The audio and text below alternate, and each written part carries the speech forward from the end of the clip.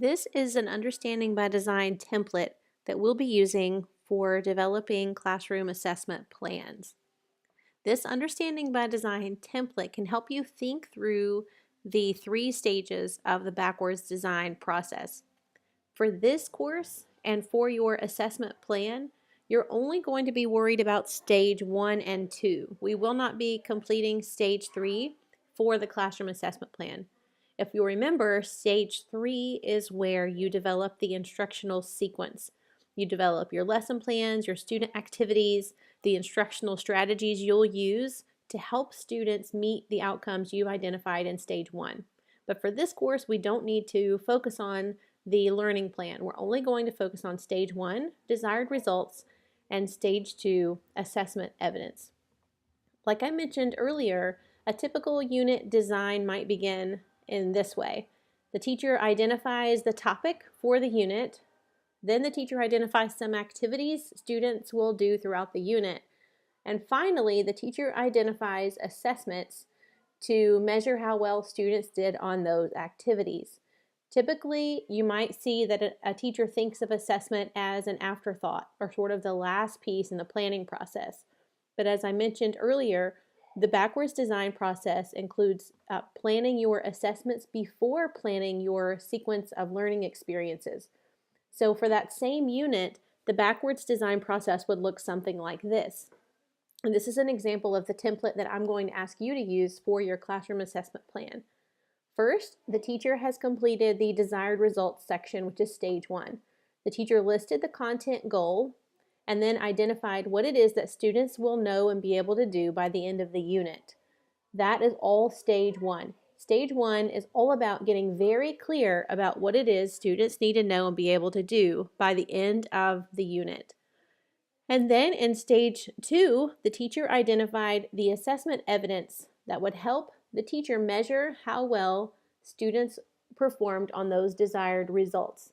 So you'll see that the assessment evidence includes performance components, so opportunities for students to actually perform the standards, to show in a real life context that they've met those standards and can apply the skills to a real environment.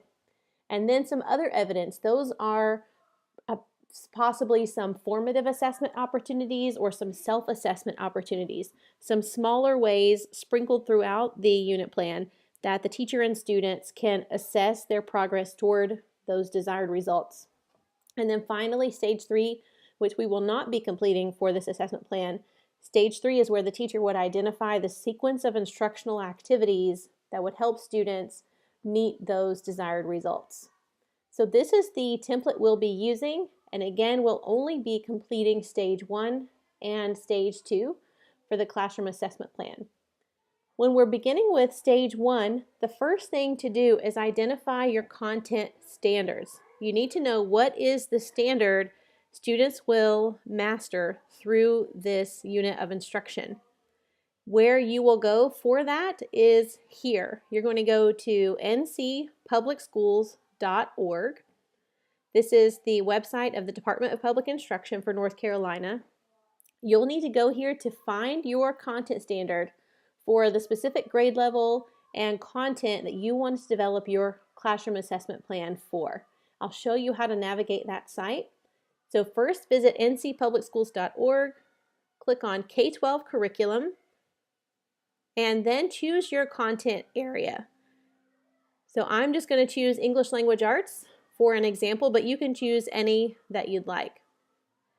And once I click on English Language Arts, then I will click on Standard Course of Study. The Standard Course of Study is what you are required to teach once you are a licensed educator in North Carolina.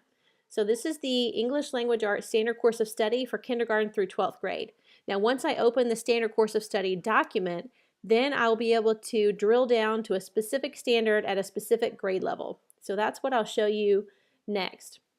So here's the Standard Course of Study for Language Arts. I'm going to scroll through these introductory pages until I get to the standards.